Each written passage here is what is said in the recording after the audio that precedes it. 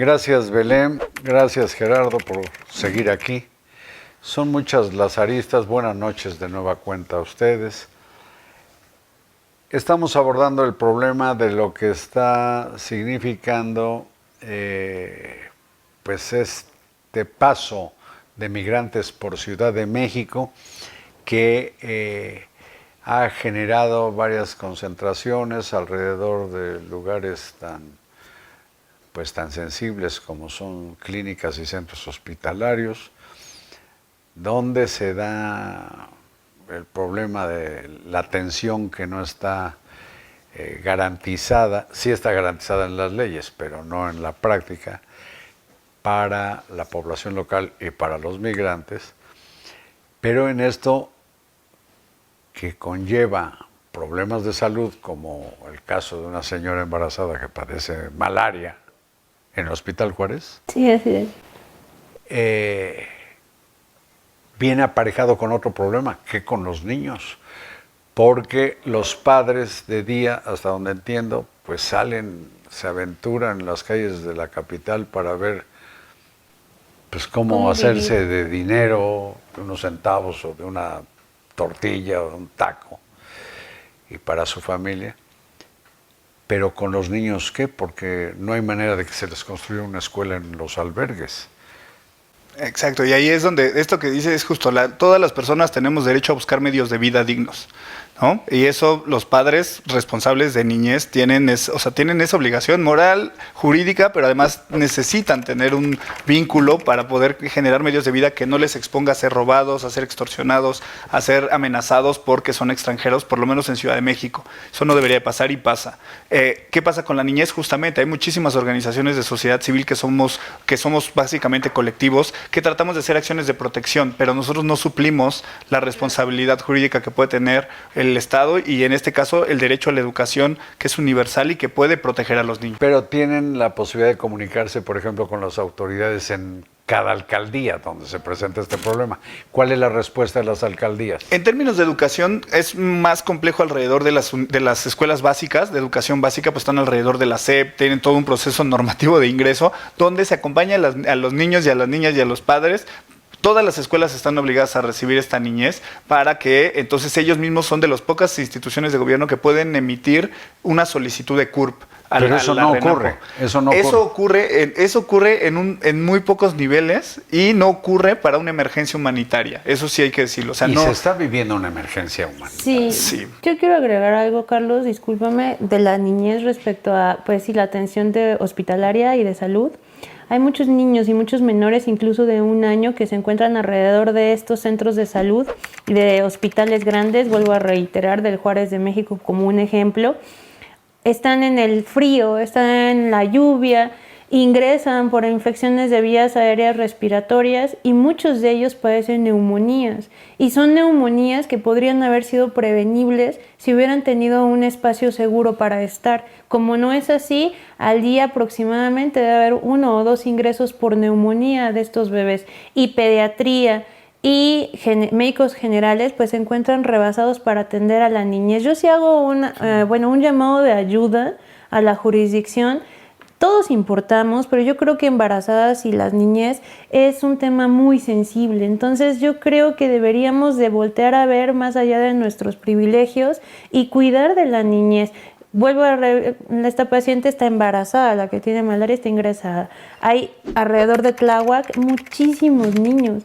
Entonces no están en condiciones dignas y se enferman.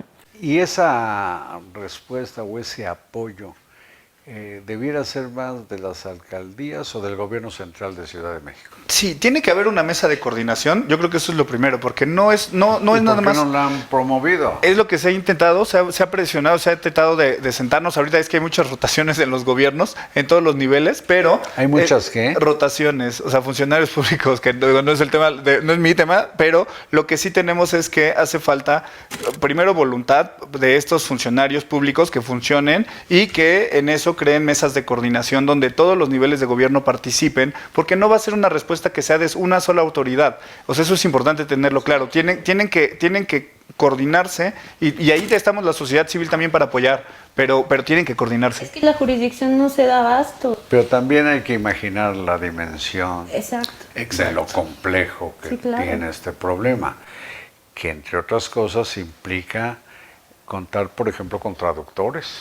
Sí, la mitad ¿Qué de la población implica? que pide refugio en México no es de habla hispana. No Por habla eso. español. Que implica que la autoridad tenga, pues imagínense, alguien que sepa indio, o sepa pakistaní, o sepa... Francés. Creole es el principal Creol idioma también. de las personas que vienen de Haití. Ahorita hay un volumen alto de personas de El Afganistán. creolé, ¿verdad? Sí, exacto. Entonces no hay capacidad. Digo, México, ahí como país que tenemos un reconocimiento en la Constitución de un país multicultural, no hay una narrativa, no hay cosas traducidas a idiomas. O sea, el que personas que no hablan español tengan acceso a información de gobierno en el idioma que entiendan es algo que no está abordado, que básicamente se invisibiliza. Estaba yo pensando si la población local con cierta frecuencia padece las ineficiencias o insuficiencias de los servicios públicos en todos los órdenes, desde luego incluido el de salud, pues ya me imagino lo que será para quienes vienen de otra, pues de otra dimensión, de otra cultura, y que están atenidos pues a la buena voluntad de organizaciones como en la que tú estás. Casa Refugiados, Cafemín, Redodem, Y en todo esto, Casa Toyán. Casa Tochán. en todo esto, perdón, había un sacerdote que parecía respetable y que luchaba Los mucho por los franciscanos. migrantes y que hasta donde entiendo se volvió capellán de palacio, Alejandro Solalinde. ¿Ustedes no saben algo de él? Porque creo que ahora más bien como que va para diputado que auxilia a este tipo de seres humanos. Sí, no, la verdad no podría decir nada Ni idea. alrededor del personaje, pero sí, la sociedad civil y la Iglesia Católica, eso sí podría decirlo, en muchos personajes y en muchas buenas almas, digamos, han hecho activarse a la población. Y Los tienen- franciscanos y tienen tienen una apoyo- trayectoria los muy franciscanos. importante. Muy importante. Las Josefinas, Las Josefinas que son también. las de Cafemín, o sea, los misioneros del Espíritu Santo. O sea, sí hay unas comunidades religiosas, esto es importante, hay un mensaje del Papa central diciendo que la Iglesia Católica tiene que abrirse a los refugiados y a las personas en movimiento, porque hay ciertas comunidades como los jesuitas que llegan a decir que son los Cristos andando, ¿no? De la época. Entonces, Sí, este la tipo verdad. de declaraciones las hace las comunidades religiosas, pues digamos que son quienes tienen volumen en todo el país. Las organizaciones de sociedad civil hacemos un trabajo local, ¿no? De literal ir impulsando a las comunidades. La Comar, la Comisión Mexicana de Ayuda a Refugiados, sí le entra al tema de los idiomas, sí le entra a algunos temas así, pero no es la responsable de hacer una respuesta humanitaria.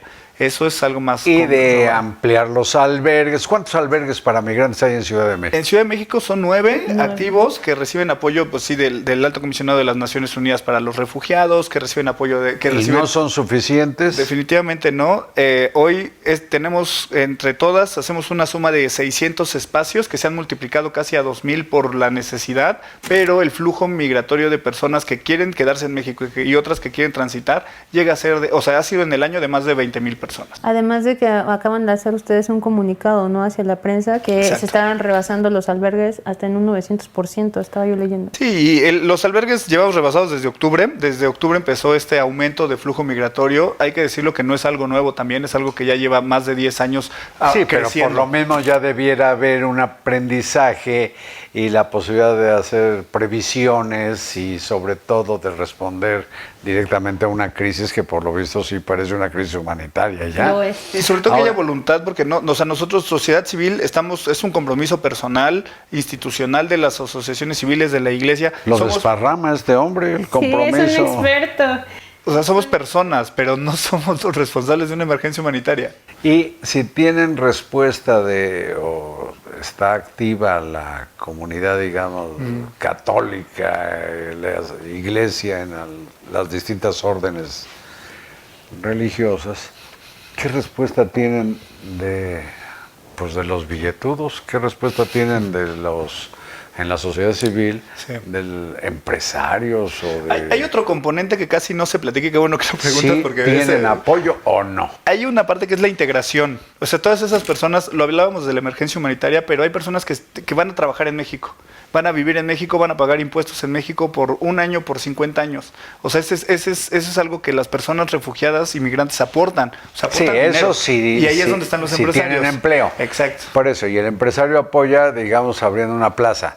Pero yo hablo de las grandes empresas que tienen, no sé, producción de alimentos o de ropa o de no sé qué, no hacen donaciones, no hacen apoyos. Yo En algunos casos sí. supondría que sí. En algunos casos sí. El tema es ese, que hay ahí un mundo, es un mundo también de búsqueda de recursos. Como bien mencionaba hace rato, México también es un país con desigualdades a las personas mexicanas, ¿no? Entonces, en la suma de vulnerabilidades es donde las personas refugiadas y las personas migrantes se busca que también entren a los servicios, en unos servicios que ya tienen una deuda, ¿no? Entonces, ese es el gran reto, porque no estamos pidiendo nada distinto para una persona migrante y una persona refugiada. Es cambiar la realidad también Es de lo que como está se pasando. diría, también éramos muchos y parió la abuela. Sí, exactamente. Ya había problemas y a este se suma el de tumultos de familias que huyen del hambre, de la violencia, de la falta de oportunidades, siendo que la historia de la humanidad siempre ha sido, pues, de migrantes. Si no, no habría... Las fronteras son imaginarias. Sí, son una invención. Y que es un error pensar que vienen a robar algo. O sea, yo No, creo que no, ahí bueno, es. eso. No, pero es importante sí decirlo, el decir, híjole, esto, pagan impuestos. O sea, sí, nosotros que hacemos Aunque no integración pagaran laboral. impuestos. En el caso de salud pasa, es porque lo atiendes a él y no me atiendes a mí, que soy mexicano. Entonces, tienes que tener la visión como población de que son personas. Son no personas, sí, es migrantes, lo que son cuesta. personas. A mucha gente digerir. Pues les agradezco mucho, Belén, Gerardo. Me da mucho gusto conocerte. Les agradezco que hayan platicado conmigo. Al contrario. Y a quienes nos hicieron favor de seguir estas pláticas. Gracias y buenas noches.